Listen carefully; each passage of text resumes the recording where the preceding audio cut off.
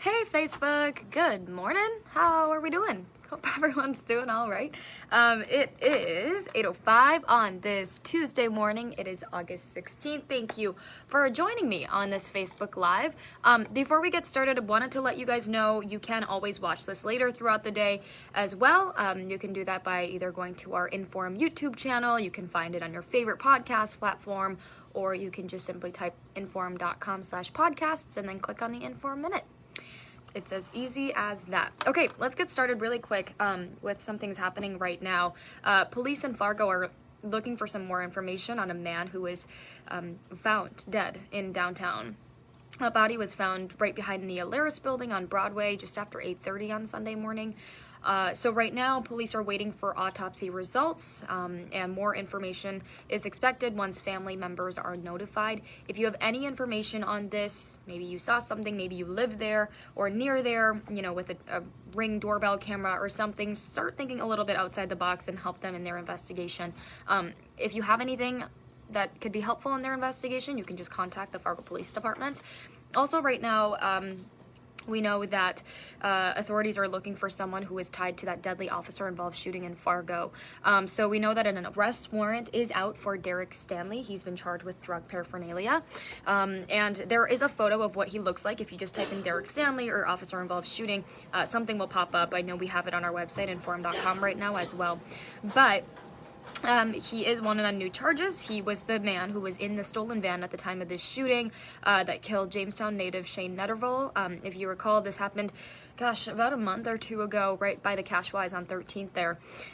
So again, a reminder, Adam O'Brien, the 11-year Fargo police veteran who was involved, is on paid administrative leave right now as the North Dakota BCI investigates his use of force. We know North Dakota's Attorney General, Drew Wrigley, is going to be the one with the final decision on possible charges that are related to Shane Netterville's death. So we'll get you updated on those, but of course right now, if you can help police in their investigation on either of these cases, you are asked to contact them. Okay, right now, we also know that more people in North Dakota are eligible to get the monkeypox vaccine. We had our reporter, Jenna Scott, on this story for us this morning. We know that North Dakota right now has about 275 doses of that vaccine. And we found out that with North Dakota expanding eligibility for the vaccine, that will now include any men who are having sex with another male partner, and that's the latest group to now be included in this eligibility group. So wanted to let you know about that. And you can also find a list of healthcare providers who are offering these monkeypox vaccine doses just by going to health.nd.gov. We'll let you know of any more updates regarding monkeypox in Minnesota and North Dakota, but that is the latest update with vaccines. Also, we know North Dakota Governor Doug Burgum is pushing for this new legislation, and it's to make sure that students and elected school leaders, officials can recite the Pledge of Allegiance. This all comes as, the Fargo School Board, if you remember, did announce last week that it's going to stop reciting the pledge before every school board meeting because they're saying that it doesn't align with the district's diversity code, especially when they use the words "under God." And that's something that we brought you on First News last week. Well, a spokesman for the governor says that Governor Burgum, his goal is to just make sure that those who want to say it can do it without getting into any sort of legal trouble. So we do know right now the governor is working with some other state officials to kind of draft up a legislation there, and then they will plan on bringing that proposal to lawmakers in January. So we'll keep you updated on that. We also know North Dakota lawmaker Rick Becker says that he wants to run as an independent for U.S. Senate this November. So he's a plastic surgeon from Bismarck. He lost the Republican nomination to Senator John Hoeven back in April. But now he says that he wants to run as a more conservative alternative. So he will need at least 1,000 signatures from votes before September 6th if he wants to be put on the ballot. Also new for you this morning, if you live in West Fargo, this one is probably going to be more important to you, as the City Commission just voted unanimously this week to add a measure to the ballot which would add a 50-cent sales tax increase in November. So they're asking for your support on this. If it gets passed, it would support the city's police, fire departments, which have both seen an increase in service calls over the last 5 years. That would generate up to $2.4 million by 2023, and that would make the city's tax rate the highest rate in the metro, increasing from 7.5% to 8%. So I wanted to give you guys a heads up for all of you in West Fargo getting ready to vote. And we also had an update out of Grand Forks this morning regarding the time that people have, right, the public, to speak at these meetings. So we did tell you also here on First News that these council members, again, were thinking about giving people more time, or at least the people who actually live in Grand Forks, more time to speak up. Well, that policy did just get the green light by council members, so instead of 3 minutes, people will now get 5 minutes to speak. And this all comes as, you know, gosh, the Fufeng corn milling plant, for example, that has really generated lots of debate, we saw, and as we continue to show.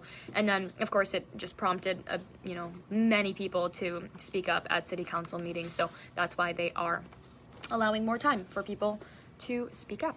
Okay, shifting more to a national level of things, we do know that more than 15,000 nurses across Minnesota, mostly in the Twin Cities and Duluth area, are getting ready to go on strike because the healthcare workers with the Minnesota Nurses Association did vote to authorize that strike. And this is something that we did tell you about that was going to be happening. And so this whole vote means that these union negotiators can give this 10-day strike notice to hospitals. And what these nurses are asking for are contracts that include, increases in pay and more PTO. They're also demanding some solutions for short staffing situations, retention, and better patient care. So we will continue to track this nurses strike closely. As far as I know, it shouldn't be affecting any nurses here in our area, but of course we'll be checking in with those nurses here in our region and see if they plan on doing something similar, or I'm really curious as to see what their thoughts are on this. Also, right now, we have 2 recalls to tell you about. First, I'm going to start with something really alarming because a baby actually died while using this, and it has to do with baby rockers. So, new parents, this one is probably more relevant for you guys, but the Consumer Product Safety Commission is recalling 2 million of these baby rockers because they have restraint straps that can hang down when they're not in use. So, children who are able to crawl, then of course can get tangled in those straps if they crawl under the rocker. So a baby died from doing just that, and then another baby got some bruising around his neck. Really, really scary stuff, guys. So this is what you'll want to look out for at stores or wherever you shop here.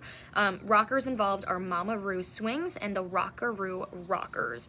They were sold in Best Buy and Target nationwide, and they were also sold online on their stores between 2010 and this month.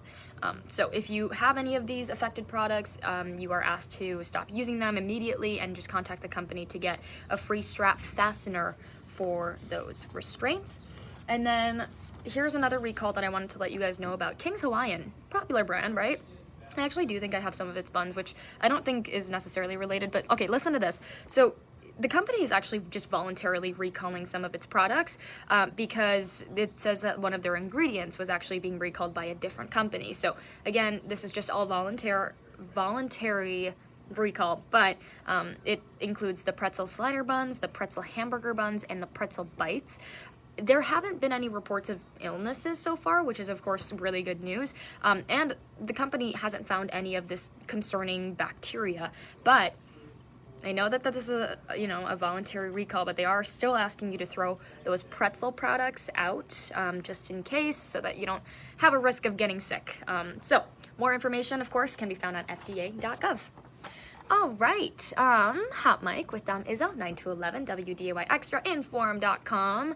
Exciting stuff coming to Hot Mic today. Trey Lance is set to return back home to Minnesota, and why the practices with the Vikings will be more important than the game on Saturday. I know that's got all of you Viking fans wondering what's going on there. We're also going to get our first look at NDSU's FBS opponent, Arizona. That has been a big talker, and of course the Bison are going to be on the road for that one on September 17th. So lots to talk about with Dom Izzo on Hot Mic this morning, 9 to 11, WDAY Extra, InForum.com. And that's really all we got for you today, I believe. Don't forget, You can get a all access pass to InForum.com right now for your first 3 months for 99 cents a month. All you have to do is go on InForum.com/subscribe and get that deal. Steal of a deal.